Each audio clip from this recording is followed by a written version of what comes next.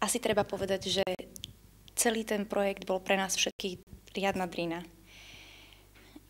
Možno aj preto, lebo sme napriek tomu, že sme sa veľmi rýchlo dali dokopy ako tím, všetci sme vedeli, do čoho ideme v prvej chvíli, alebo teda od prvej chvíle.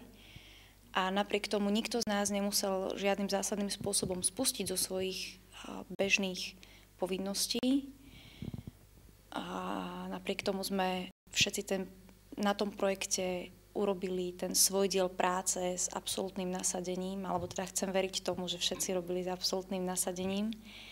Takže toto bolo asi to najpútavejšie. Vidieť, že sa to dá a vidieť, ako pracujú tie sily u študentov, ako pracujú u iných spolupracujúcich článkov alebo zúčastňujúcich sa článkov, ako vlastne pracujem ja v takom kontexte.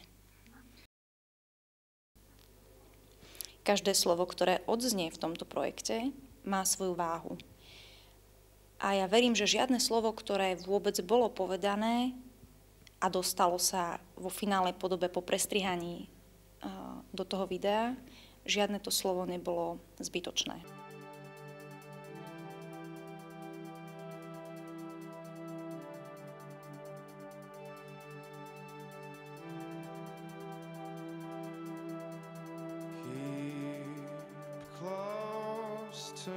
Posolstvo.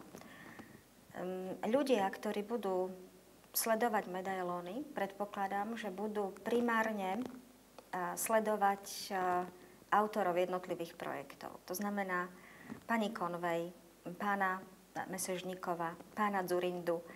A vlastne tá tímová práca, akým spôsobom tie dokumenty vznikali, ako si ostane v pozadí vnímania tých ľudí, pretože primárne sa sústredia na obsah.